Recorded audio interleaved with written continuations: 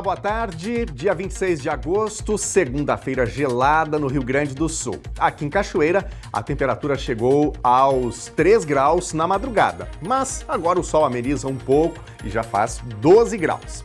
Bom, vamos conferir o que é notícia no NT Sul deste começo de semana.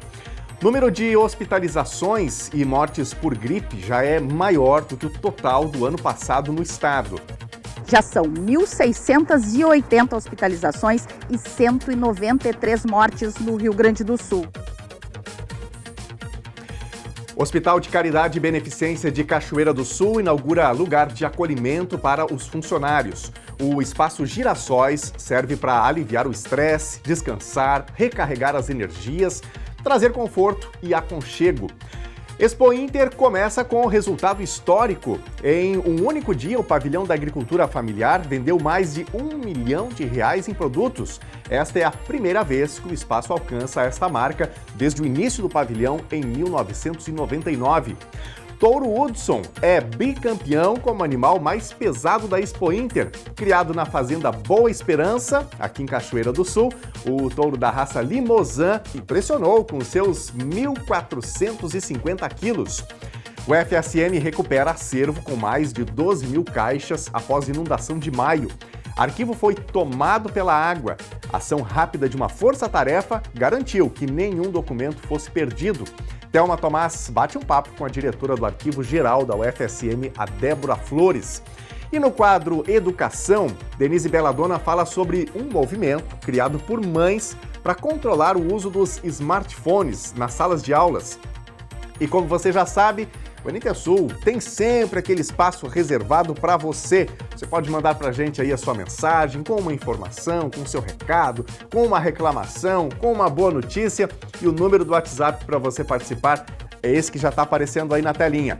Pegue seu celular, mande mensagem para a gente, 51997697129. Ou então você pode comentar nas nossas transmissões ao vivo no Facebook ou no YouTube. Tá participando, o NT Sul já está no ar.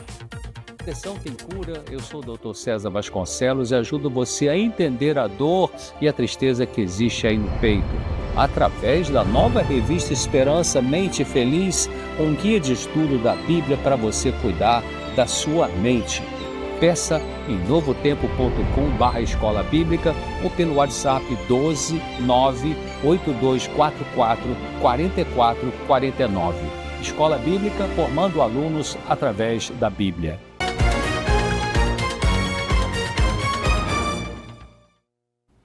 O número de hospitalizações e mortes por influenza, principalmente a do tipo A, já é maior do que o total do ano passado no Rio Grande do Sul.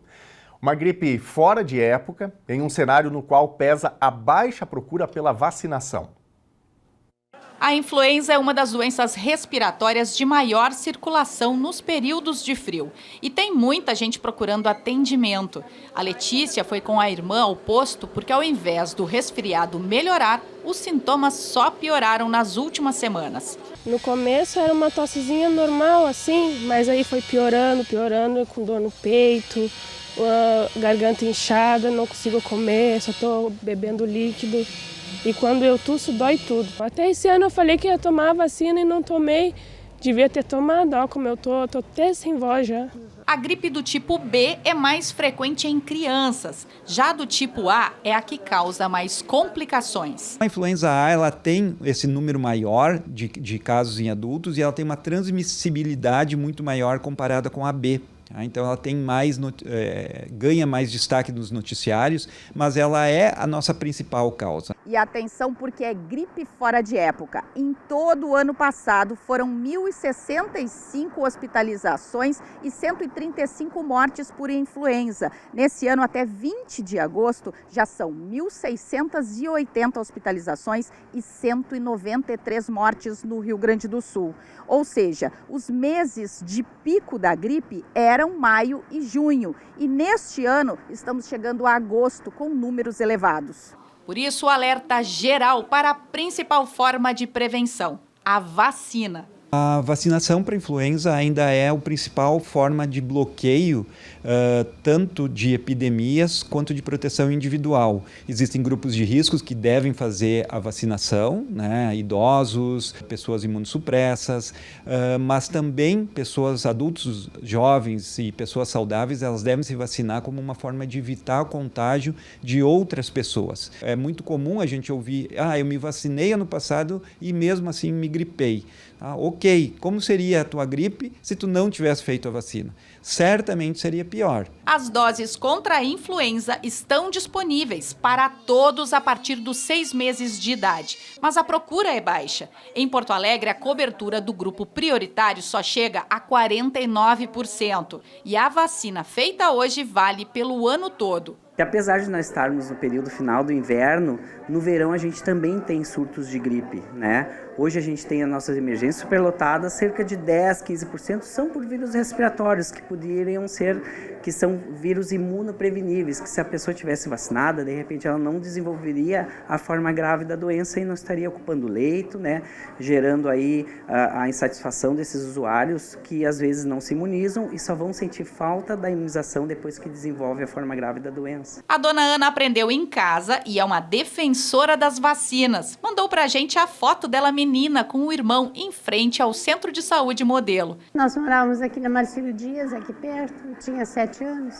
Então eu vim me vacinar. Aos 85 anos, ela foi hoje ao posto. Mas a vacina contra a gripe já está em dia há tempo. Sempre deu certo para mim.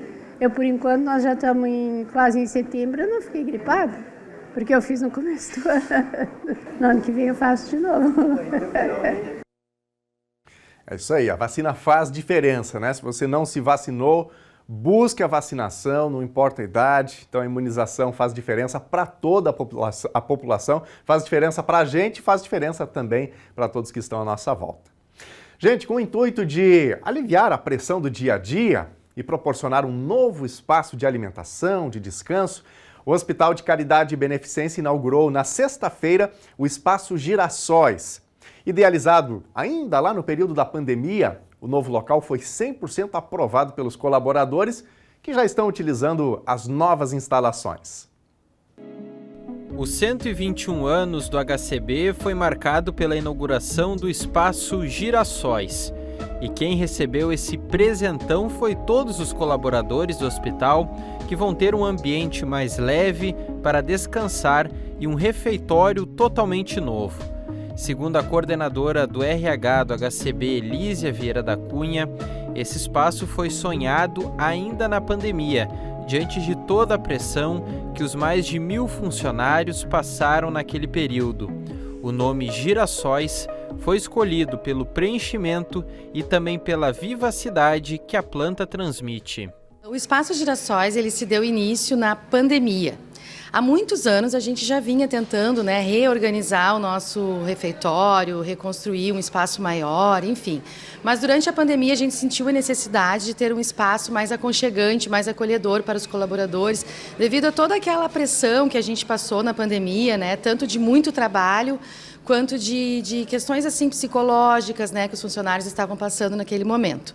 Então, em agosto de 2021, a gente lançou a pedra fundamental, porque o nosso trabalho ele é tão pesado, digamos assim, tantas coisas acontecem no nosso dia a dia aqui, de trabalhar em saúde, em área de saúde, que esse espaço se tornou assim fundamental para que os funcionários pudessem fazer os seus descansos em qualquer momento do dia. E o girassol ele traz iluminação, clareia, traz uma sensação de paz, de alívio, de recarregar as energias. Hoje de manhã o fluxo já era intenso de funcionários aproveitando as novas instalações, contemplada com 2 computadores, uma televisão, puffs de repouso e também 3 balanços.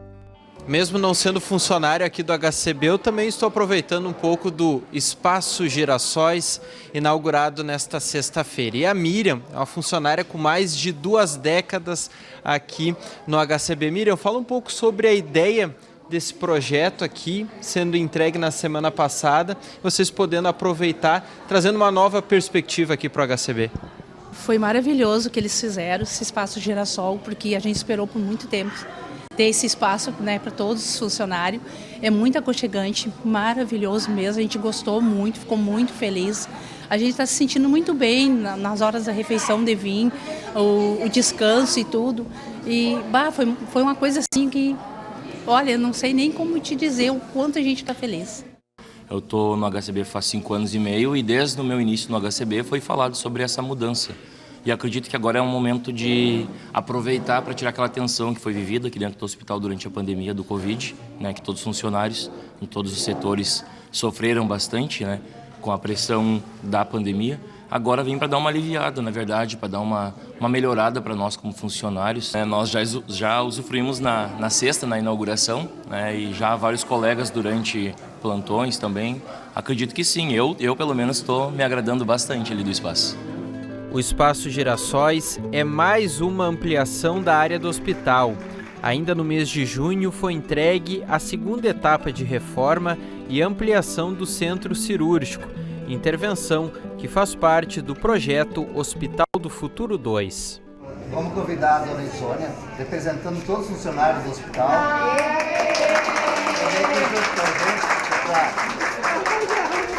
Se sintam no lugar da dona Insônia aqui do nosso lado, abrindo as portas do novo Espaço Girassóis, que é de todos nós, né?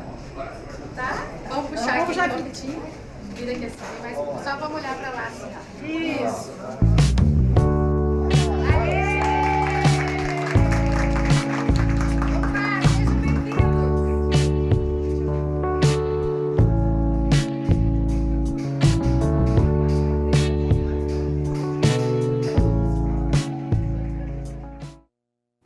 Muito legal. Mais uma vez, parabéns ao HCB pelo seu aniversário e também pela inauguração dessa sala. É preciso cuidar de quem cuida. Então, que os funcionários possam usufruir desse espaço e que a população possa ser sempre muito bem atendida pelo Hospital de Caridade e Beneficência. Vamos falar de um evento super importante que está acontecendo aqui no Rio Grande do Sul, a Expo Inter, que ocorre em Esteio, pois a Expo Inter já começou com resultados históricos. Na abertura, o pavilhão da agricultura familiar vendeu mais de R$ 1 milhão em produtos. E olha só, essa é a primeira vez que o espaço alcança esta marca desde o início do pavilhão em 1999. Gente para todo lado. Sim, porque primeiro a festa é para o público, que sempre comparece. É coisa de família. Há anos que a gente vem. Por que vocês procuram vir? A gente vem para olhar os bichinhos, né, para ela. Ela fica muito em casa, né, para ela conhecer os bichinhos, ela adora. Os pequenos realmente aproveitam, mas muitos adultos também têm aquele brilho nos olhos ao ver tantos animais do campo ao alcance das mãos. É o momento que a gente vê de tudo, todos os bichinhos. A gente é louco para ter um cantinho no campo, né? Só por causa dos bichinhos assim também, né? É muito legal, é muito bom. E não é só o povo da cidade. A feira é espaço de novidades, de lançamentos para quem trabalha no campo, principalmente no setor de máquinas e implementos agrícolas. É bom sempre conhecer uns tratores melhores, maiores, né? Porque na nossa região um trator desse tamanho aqui é difícil de encontrar. Diferente, né? Uma tecnologia que não se encontra em qualquer trator. E tem ainda a troca de saberes na Expo Inter. É a alma do produtor. Eu sou um produtor, então a gente vem aqui adquirir mais conhecimentos com os parceiros. A edição do ano passado foi de recordes, 822 mil visitantes e quase 8 bilhões de reais em negócios. Por isso é simbólico, depois das dificuldades do setor pós-enchentes, chamar esta de a Expo Inter da recuperação. As instalações do parque, que também esteve alagado, foram restauradas e o esforço do agronegócio se reflete. O número de animais foi mantido, são quase 4.800 inscritos entre os rústicos e os melhores de cada raça para os julgamentos. Afinal, a roseta de grande campeão da Expo Inter representa reconhecimento. Esse touro, a mãe dele está na minha propriedade, a avó dele está na minha propriedade. Então é um trabalho de gerações que a gente desenvolve no melhoramento genético. E esse é só a coroação do nosso esforço, né? O trabalho desses anos todos sendo mostrado para o público na maior exposição do Brasil. E isso é uma alegria que a gente não consegue superar facilmente, né? Pois na agricultura familiar os produtores vieram em peso, ganharam espaço ampliado no pavilhão e o público respondeu. Já na abertura, a comercialização superou pela primeira vez R$1 milhão em um só dia.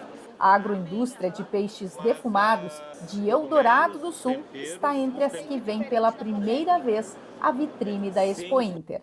Reconstruir as empresas é fundamental e fortalecer aquilo que a gente desenvolve. Isso não tem preço. E o povo gaúcho, tendo a oportunidade de conhecer coisas novas, inovadoras, diferentes, ele é muito aprazível isso.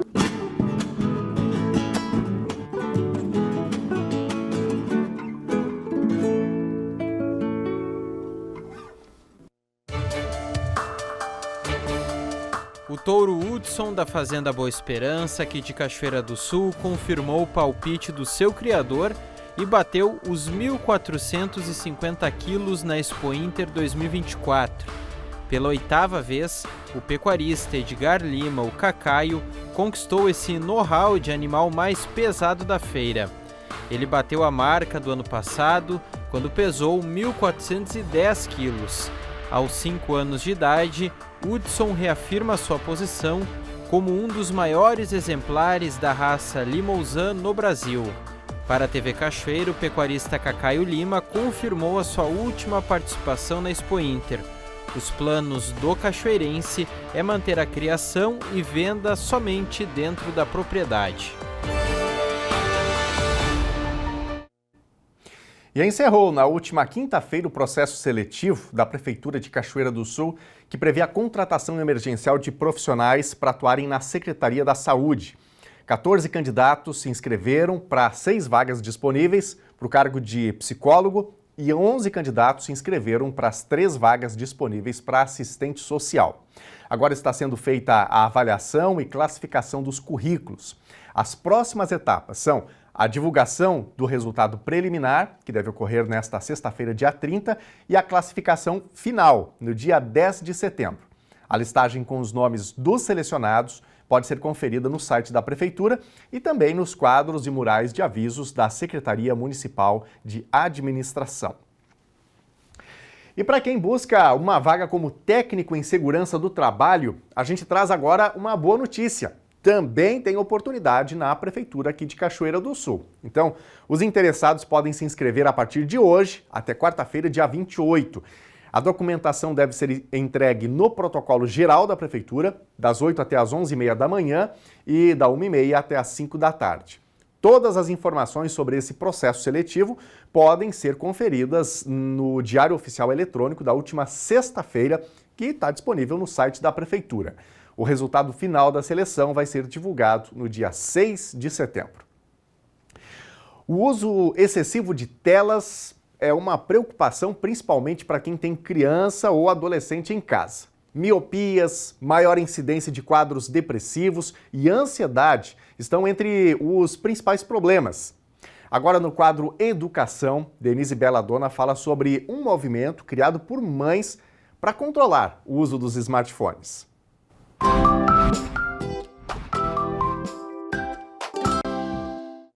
Boa tarde. Assunto que vai e vem. Uso de celulares entre as crianças. A informação que eu trago hoje é que um grupo de mães de uma escola particular de São Paulo, preocupadas com o uso excessivo de smartphones e redes sociais por crianças e adolescentes, seus filhos no caso, organizaram um movimento denominado Desconecta. O movimento ganhou força e promove reflexão sobre a desconexão digital de crianças e jovens, incentivando uma infância rica em experiências reais, valorizando o brincar e a natureza. E, consequentemente, o combate ao aumento de perigos e transtornos mentais entre este público.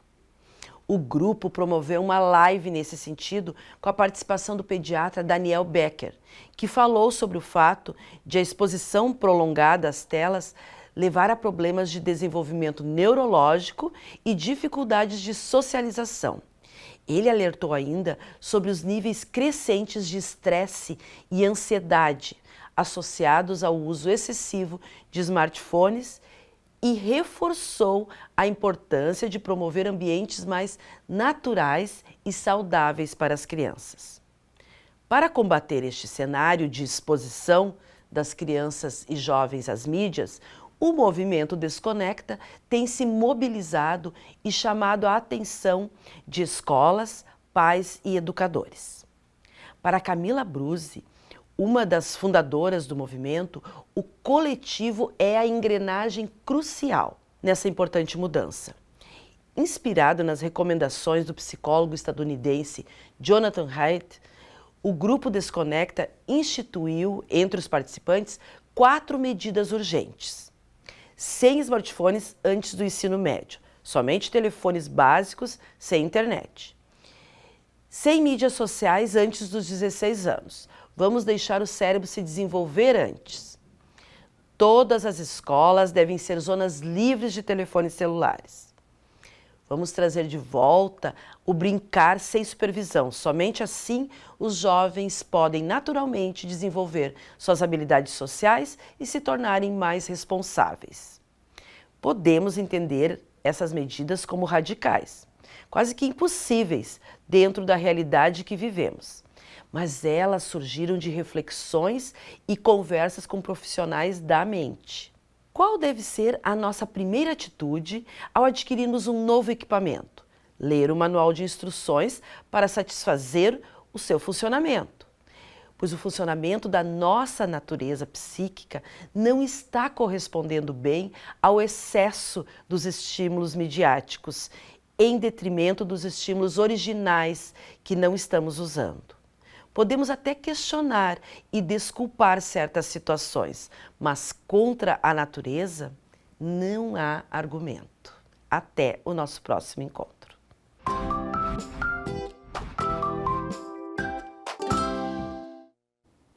E aí, você que está nos acompanhando, está em casa, como é que lida com isso? Tem criança pequena aí? A gente diz assim, né, que os pequenos eles já nascem e já são especialistas, né, já saem mexendo nas telas. Mas e aí, você que é pai, que é mãe, que teve o seu filho há pouco tempo, né, tem aí os toquinhos, eles já mexem desde cedinho no smartphone, no tablet, no computador, você permite? Acha que não? Devem começar um pouquinho mais tarde? Conta pra gente como é que tem sido a rotina e a experiência nesse sentido. Nosso WhatsApp está à sua disposição, é o 51997697129. Se quiser enviar uma foto pra gente, pode mandar, o seu áudio ou o seu texto e a gente coloca tudo na telinha daqui a pouquinho no nosso primeiro bloco de interatividade. Estou esperando pela sua participação. Gente, faltando 41 dias para as eleições municipais, o Ministério Público apresentou um parecer pedindo que a candidatura do Coronel Francisco, do PP, a prefeito de Cachoeira do Sul, seja indeferida. O motivo seria a não prestação de contas na eleição de 2020, quando concorreu pelo PSL. Em contato com a nossa produção, na manhã de hoje, o Coronel Francisco informou que a pendência apontada foi uma má prestação de contas do partido na época e afirmou que já entrou com recurso para rever essa situação. Agora ele vai aguardar a resposta da juíza eleitoral, que precisa decidir se concorda ou não com a decisão do Ministério Público. De qualquer forma, ele disse que o momento é de análise e que o desgaste gerado por essa situação pode ser determinante para que ele abra mão da candidatura. Se isso for confirmado, o partido deve indicar outro nome para concorrer. Mas até o momento, o Coronel Francisco deixou claro que não há uma posição definida e que isso só será feito após reunião marcada para hoje, às 6 horas da tarde, com o diretório do partido e a nominata de candidatos a vereadores. E vamos então ao nosso primeiro bloco de interatividade, espaço que é seu aqui no Telejornal NT Sul. Aliás, não é somente esse espaço que pertence à nossa audiência, né? Por meio desse espaço, você também pode sugerir uma reportagem e, claro, nossa equipe está sempre a postos aqui, de olho nos recadinhos, para buscar informações, colher informações que a audiência vai mandando e assim nós vamos produzindo os conteúdos que são apresentados aqui diariamente. O WhatsApp está na telinha, 51997697129. Para quem está com a gente nas lives, no Facebook e no YouTube, é só escrever que a gente, claro, está de olho aqui nas mensagens, facebook.com/TV Cachoeira e youtube.com/TV Cachoeira Novo Tempo. No YouTube, o Brian Rodrigues Ferreira manda um beijo aqui para a mãe dele, a Cristiele, diz aqui que amo muito. E então tá bem, obrigado, Brian, pela tua participação. Um abraço aí para Cristiele, que também está nos acompanhando nesse comecinho de semana. Nazareno Azevedo também está com a gente aqui, obrigado pela companhia. Na telinha, mensagens do nosso WhatsApp, Molisson Machado. Muito legal saber que tem um espaço para descanso no HCB. E a funcionária do Banco de Sangue que inaugurou o espaço tem história no hospital. A Isone é muito competente e dedicada, tive o privilégio de conhecê-la e aprender com ela. Muito bom, Molisson, obrigado pela participação. É isso, né? É importante que as empresas se preocupem também com essa questão, né? O bem-estar dos funcionários, ter uma sala para descansar um pouquinho, né? Porque normalmente as rotinas, independentemente da área de atuação, são rotinas pesadas, tem uma cobrança grande, então poder esparecer um pouquinho, ter um espaço para lazer, para bater um papo com os colegas, faz toda a diferença, né? Muito legal essa iniciativa aí do HCB. Quem também está com a gente é a Andriele Rosa, mora no Barro Vermelho. Quero relatar o caso da ponte do Capão Alto. Moradores cansados de esperar pela prefeitura resolveram consertar. Parabéns para todos pelo empenho. Obrigado, Andriele, pela tua participação e também por esse relato. É uma pena que os moradores tenham que, por eles próprios, né, fazer aí a manutenção, tirar o dinheiro do bolso, o tempo também para isso, mas diante do quadro que a gente tem, né, de falta de recursos, de maquinário, de pessoal, é o que está salvando a pátria aí em muitos locais. Obrigado, Andriele, pela tua participação. Quem mais participa com a gente aqui no NT Sul? A Fábia Bittencourt. Bom começo de semana para todos, assistindo vocês aqui no bairro Dreves. Obrigado, Fábia, pela tua companhia com a gente aqui na TV Novo Tempo. Daqui a pouquinho mais recadinhos da audiência. Você de casa também pode mandar aí a sua opinião, a sua sugestão de uma reportagem, o seu comentário sobre uma reportagem que está no ar e, claro, contar aquilo que acontece onde você está. Já já a gente traz mais recadinhos por aqui. A seguir, o FSM recupera acervo com mais de 12 mil caixas após inundação de maio. Arquivo foi tomado pela água. A ação rápida de uma força-tarefa garantiu que nenhum documento fosse perdido. Thelma Tomás bateu um papo com a diretora do Arquivo Geral da UFSM, a Débora Flores. E a gente também vai saber como fica o tempo em todo o Rio Grande do Sul nesta semana. O intervalo é rapidinho, nós já voltamos.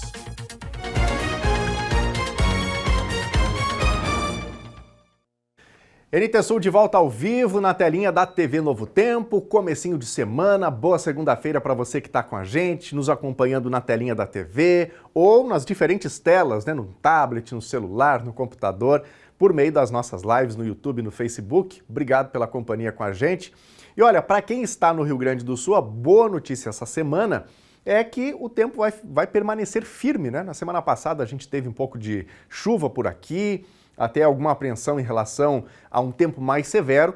Já essa semana a gente tem o predomínio do frio ainda, como efeito da frente fria que chegou na semana passada e, portanto, tempo bom ao longo de toda a semana. Vamos dar uma olhadinha na imagem da nossa câmera ao vivo aqui no centro da cidade de Cachoeira do Sul. Olha só, tá aí o céu azulzinho, poucas nuvens, foi mais ou menos assim no fim de semana também, principalmente no sábado o céu ficou limpinho, ontem um pouquinho mais de nuvens em alguns momentos, mas hoje, nos próximos dias, então, a gente vai ter o predomínio do sol e aos pouquinhos a temperatura vai aumentando.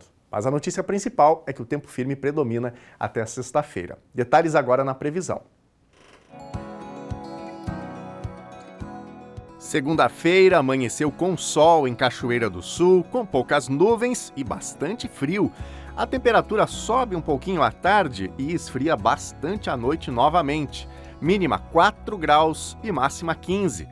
Terça-feira, sol entre nuvens, sem chuva. Mínima 6 graus e máxima 18. Quarta-feira deve seguir friozinho, mas a frente fria vai perdendo força e o sol predomina. Mínima 9 graus e máxima 20. Veja agora a previsão do tempo para todo o Rio Grande do Sul. O frio voltou a se intensificar no Rio Grande do Sul hoje. De acordo com a Metsul Meteorologia, ao menos 4 regiões tiveram temperaturas negativas neste começo de semana: Noroeste, Campanha, Serra e Aparados. Conforme a Metsul, a segunda-feira não vai ter muito aquecimento em função do ar polar que está presente no estado. Amanhã é que começa a aquecer um pouquinho mais à tarde.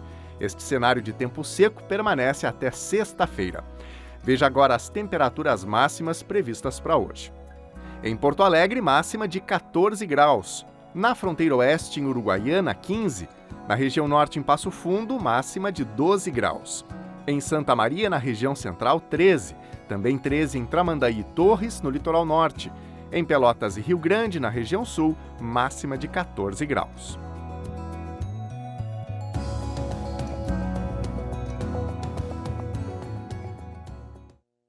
E você que está me acompanhando, o que tem de notícia para nos contar? Compartilhe com a gente no nosso WhatsApp 51997697129. Espaço sempre aberto para sua participação aqui no Telejornal NT Sul. Sua opinião é bem-vinda também sobre os fatos do dia, sobre as notícias que a gente vai trazendo, vai contando aqui. E se você também tiver uma informação, algo que você gostaria de compartilhar com a comunidade, manda pra gente no WhatsApp, tá bom? 51997697129. Daqui a pouquinho nós vamos falar aqui do Facebook, do YouTube. Obrigado a quem está também interagindo com a gente nas lives. Vamos voltar aqui para nossa telinha. Lucimara de Freitas, Sofia, feliz com a vovó na apresentação do Balé Cristão. Obrigado, Lucimara, pela participação. Um abraço aí para a pequena Sofia. Muito bom esse momento aí, né? Quem mais? A Elisete também está participando com a gente. Quero desejar um feliz aniversário para minha neta, a Taemily. Obrigado, Elisete, pela participação. Felicidades também para a pequena Taemily nessa data especial de aniversário. Um abraço também de toda a equipe aqui do Telejornal NT Sul. Quem também está participando com a gente é a Fran Pereira. Olha só, tem uma porção de gente de aniversário hoje, hein? Quero desejar um feliz aniversário para a Sofia. Que Deus abençoe grandemente a vida dela. Um super beijo da mana Fran e do primo Benício. Felicidades, então, aí para Sofia. Muitos anos de vida. E aí, você de casa também tem recadinho pra gente? Conta aí, vai mandando nas nossas redes sociais, no nosso Facebook, no YouTube e também no WhatsApp. O WhatsApp tem a vantagem de que você pode enviar pra gente uma foto, pode dar o seu recado com o seu áudio, inclusive, né? Só gravar um áudiozinho, manda pra gente que a gente põe aqui na telinha, tá bom? Tô esperando pela sua participação. Você lembra que a gente vem acompanhando aqui no NT Sul o projeto Cozinha Comunitária, né? Aliás, nós fizemos algumas reportagens falando sobre isso, sobre a dificuldade para abrir essa cozinha comunitária, algo que faz falta para muitas famílias, pode ser uma bênção para muitas famílias também. Então, a gente começa essa semana com uma boa notícia. A iniciativa tão aguardada pela comunidade aqui de Cachoeira do Sul finalmente saiu do papel. A informação foi confirmada pela secretária de Inclusão Social, a Karen Ash. A Escola Municipal de Nanere Pereira é a sede do projeto, justamente por ter uma estrutura ampla e estar localizada no Noêmia, o bairro mais populoso aqui da cidade, com cerca de 8 mil moradores. Nesta fase inicial do projeto, cerca de 100 refeições serão servidas todos os dias para beneficiar as famílias cadastradas no CRAS Cidadania. Ao longo da semana, então, a gente vai mostrar para você mais detalhes do funcionamento dessa iniciativa tão importante para a comunidade. E olha, agosto aqui na Novo Tempo é mês da doação para o Anjos da Esperança. Daniel, que negócio é esse de Anjo da Esperança? Pois preste atenção que eu vou te explicar, viu? Antes de tudo, é importante que você saiba que a TV Novo Tempo é uma emissora que se mantém sem comerciais. Então, Anjo da Esperança é quem faz mensalmente a sua doação para a TV Novo Tempo com qualquer valor. E além de reverter esses recursos integralmente para a programação, a Novo Tempo ainda envia gratuitamente a revista Esperança para todo o Brasil. E já tem uma nova edição prontinha. Veja na reportagem. Quer fazer uma doação extra ou uma contribuição única para o projeto Anjos da Esperança? A maneira mais rápida de fazer a sua doação financeira para o projeto Anjos da Esperança é por meio do Pix. Em poucos segundos, sua transferência será depositada na conta da Novo Tempo, independentemente do valor. Se você não tem o costume de enviar ou receber dinheiro por meio do Pix, fique tranquilo. Nós preparamos um passo a passo que vai te ajudar a fazer a sua doação extra ou a sua doação única, ainda hoje, sem precisar sair de casa. A primeira coisa a fazer é acessar o aplicativo do seu banco no seu celular. Com o aplicativo aberto, clique na opção Pix e, em seguida, em Transferir. Escolha a chave e-mail. A chave Pix do Anjos da Esperança é anjos@novotempo.com. Anotou aí? anjos@ novotempo.com. Escolha o valor desejado e clique em realizar transação. Pronto! Com o comprovante da transferência, você pode ter a certeza de que a sua doação para o projeto Anjos da Esperança chegará na Novo Tempo em questão de poucos segundos. Mas sabia que existe uma opção ainda mais rápida? Estou falando do QR Code. Para fazer a sua doação para o Anjos da Esperança pelo Pix usando o QR Code, abra o aplicativo do seu banco no seu celular. Clique na opção Pix e, em seguida, em Ler QR Code. Para ler o código, aponte o seu celular como se fosse tirar uma foto do código. Após ler o QR Code do Anjos, o aplicativo do seu banco vai te dar a opção de editar o valor da sua doação. Sempre que ler o nosso QR Code, o valor estará zerado. Essa mesma informação vale para você que for digitar a nossa chave Pix ao invés de ler o QR Code. No campo do valor, você deve inserir a quantia que você deseja doar para Novo Tempo. Depois, é só clicar em realizar a transação e a sua doação estará feita. A sua doação será destinada para a Rede Novo Tempo de Comunicação, portadora do CNPJ 01 385 423 0001-30. Lembrando que, para fazer o Pix desta maneira, você precisa de um celular com câmera e conexão com a internet. Não esqueça de habilitar o aplicativo do seu banco para usar a câmera do seu celular. Assim você conseguirá ler o QR Code do Anjos e fazer a sua doação de forma mais simples, como explica Cris Magalhães, líder responsável pelo projeto Anjos da Esperança. Olha, nós queremos facilitar as coisas para as pessoas, né? E o que nós estamos notando é que o Pix é tão rápido, né? No Anjos em Ação do ano passado, muitas pessoas voltaram a doar. Nós criamos até uma tecnologia para estar identificando quem já é um Anjo da Esperança, por exemplo, e tem seu CPF cadastrado. Quando ele faz o Pix, eu já sei que é a Dona Maria, que é o seu João, que é o seu José e tal. Porque nós queremos justamente não criar nenhum empecilho para que esse coração missionário ele não tenha problemas em doar. Porque ela, hoje em dia, né, já faz um trabalho, para ver a Novo Tempo, quer ser um Anjo da Esperança, ainda tem dificuldade para doar? Não. E o Pix veio para facilitar. Então use o Pix, nos mande o seu comprovante, porque nós queremos colocar aqui, ó, doação da Dona Maria. A não ser que você não queira se identificar, tá tudo bem também, tem pessoas que resolvem não se identificar, mas se você quer justamente receber um presente da Novo Tempo no final do ano, no seu aniversário, é bom você manter o seu cadastro ativo para que as correspondências também vão pelo correio. Então mande pra gente o seu comprovante do Pix. O Pix tem sido uma ferramenta de Deus para as pessoas não encontrarem barreiras para poderem doar. Não deixe de encaminhar o comprovante da sua doação para o nosso WhatsApp.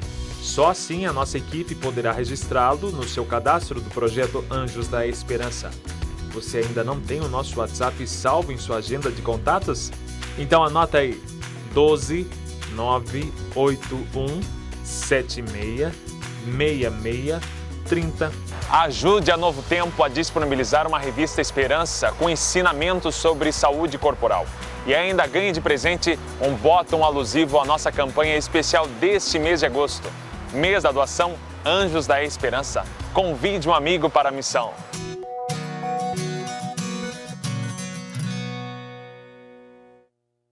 Isso aí, seja um anjo da esperança, venha com a gente nesta missão. Gente, o Arquivo Geral da Universidade Federal de Santa Maria foi um dos locais violentamente atingidos pela inundação de maio. Com o alagamento do local, o acervo que ficava no porão do prédio, área permanentemente monitorada e adequada para condicionar com segurança os documentos, foi totalmente comprometido. A ação rápida e as técnicas utilizadas pelos servidores da universidade na contenção de danos foi reconhecida pelo Arquivo Nacional e entre 12 mil caixas, nenhum documento foi perdido. Pois é, Daniel, e sobre essa operação de guerra, como ela mesmo intitulou agora na nossa conversa, antes de iniciar essa gravação, eu vou conversar com a Débora Flores, que é arquivista e diretora do Arquivo Geral da Universidade Federal de Santa Maria.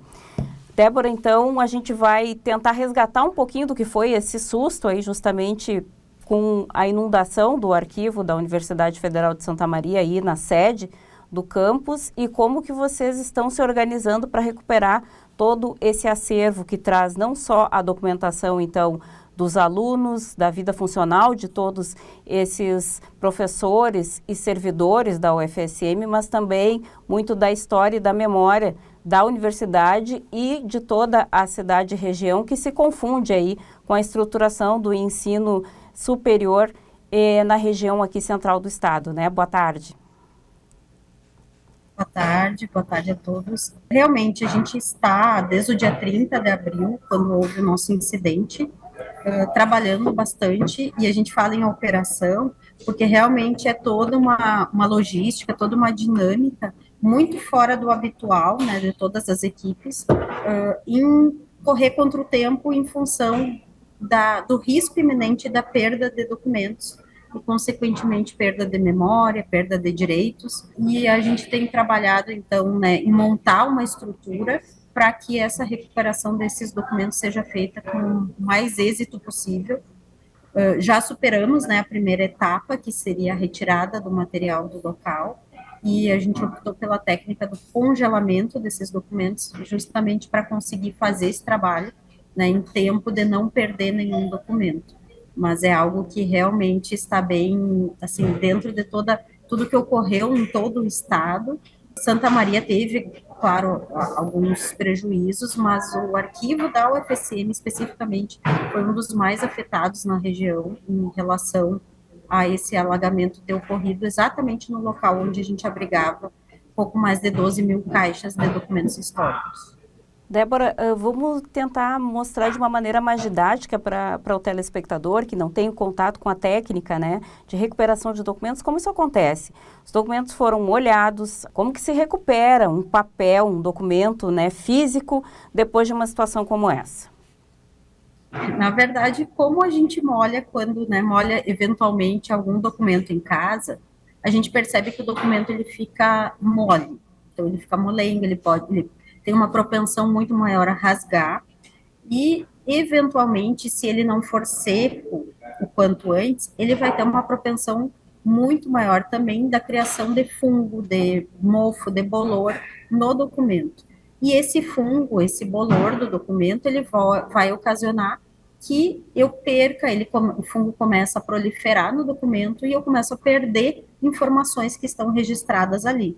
Então, a grande questão do documento que molha é eu conseguir secar ele antes que esse bolor tome conta.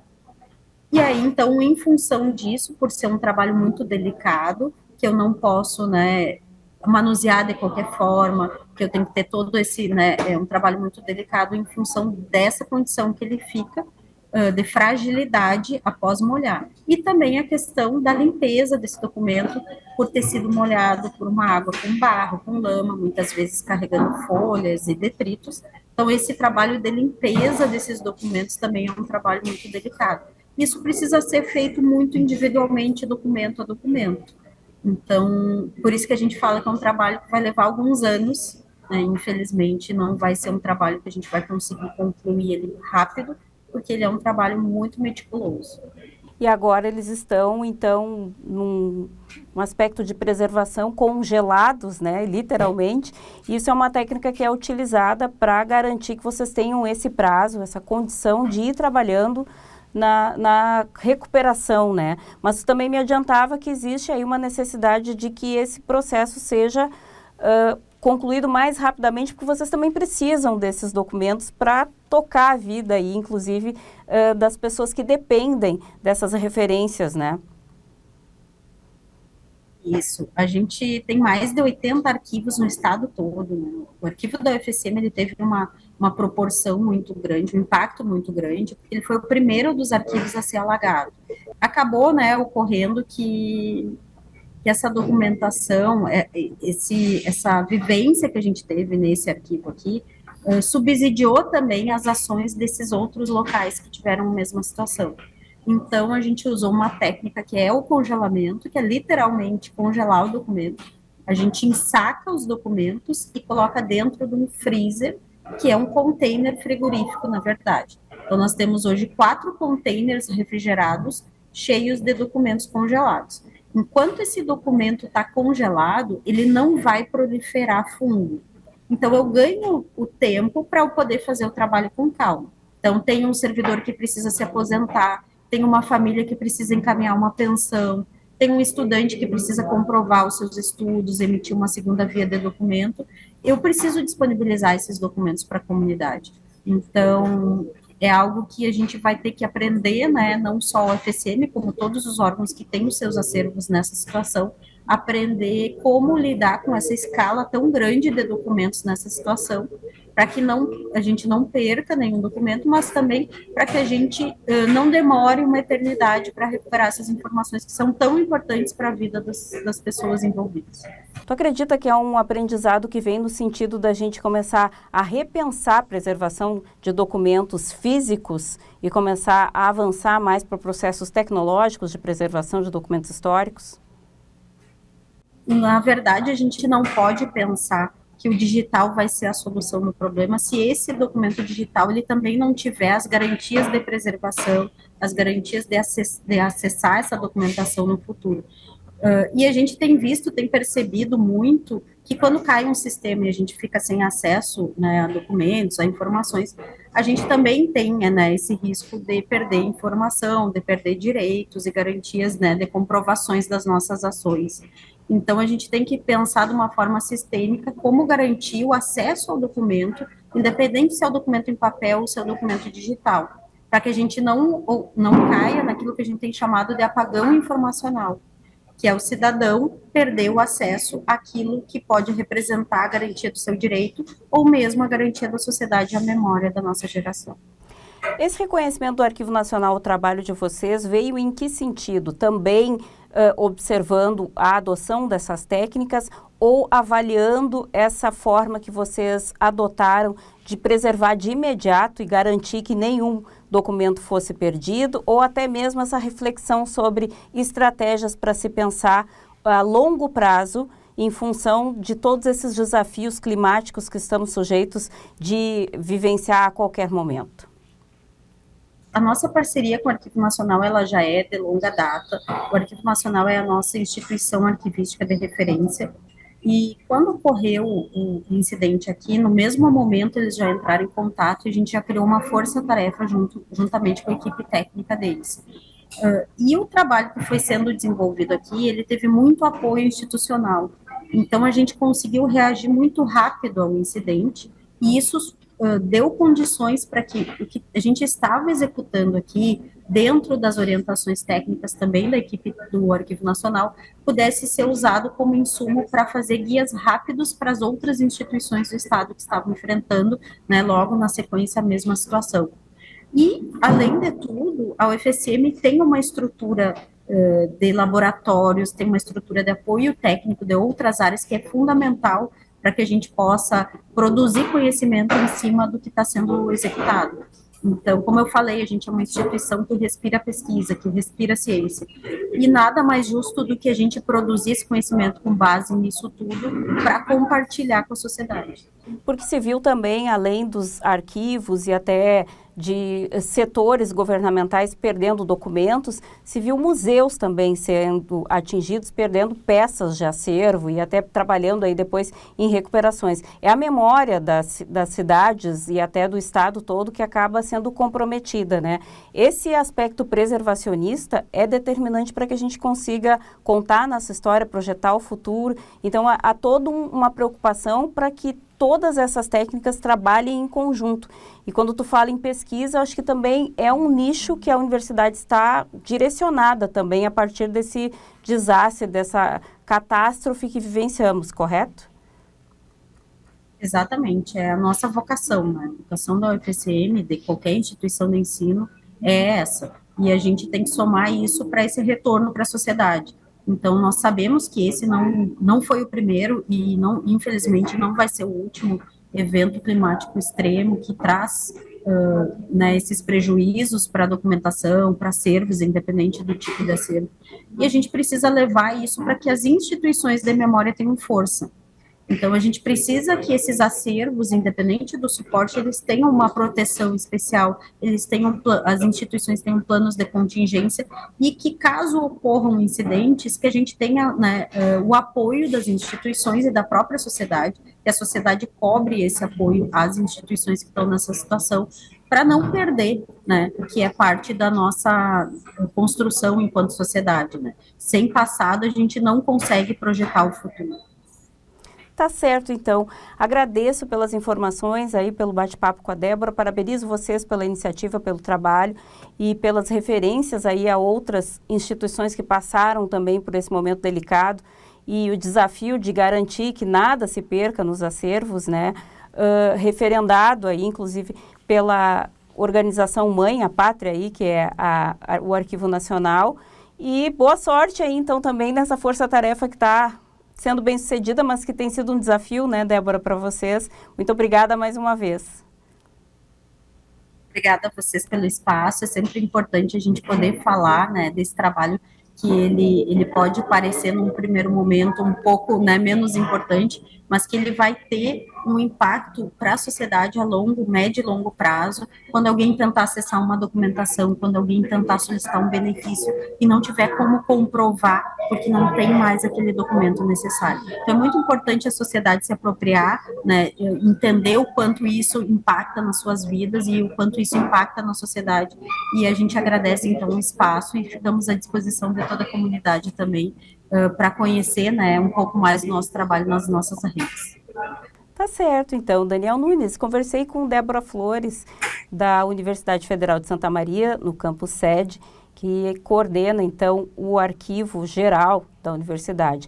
A gente tratou de um assunto importante que ela destaca aqui, falando sobre as referências que a gente precisa em termos de documentação e que, como ela mesma disse, pode parecer pouco importante, mas quem depende de um documento sabe como isso é necessário e indispensável. Nós vivenciamos aqui também, em Cachoeira do Sul, algumas questões relacionadas a isso, como no caso do Departamento de Vigilância em Saúde, também totalmente inundado e muitos documentos perdidos. Então, de fato, esse é um trabalho determinante, né?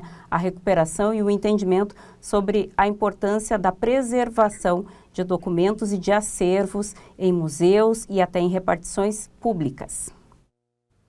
Muito obrigado, Thelma, pelas informações, que essa reflexão seja feita, né? Também por parte do poder público, das prefeituras, dos governos, de modo geral, a preservar documentações, aquilo que é tão básico, né, para que as regras sejam devidamente cumpridas. As empresas também precisam pensar nisso, e como a especialista falou ali, às vezes não se trata somente de pensar, vamos virtualizar, digitalizar toda a documentação, mas onde que esse arquivo vai estar sendo gerado, né? Onde ele vai estar sendo preservado? Às vezes não se trata só de guardar de forma digital, tem que ser um sistema que seja de fato seguro. A gente precisa pensar nisso considerando as questões climáticas que a gente vivenciou há pouco tempo, né?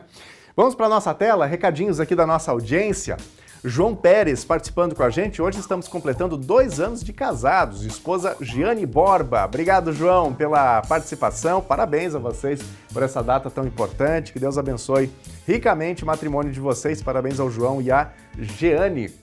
Quem também está participando com a gente é a Simone Lange. Apresentação do Balé Cristão na Praça José Bonifácio em homenagem ao Dia dos Pais. Parabéns, professora Jordana e toda a equipe. Obrigado, Simone, pela participação. Abraços a todos aí que participaram.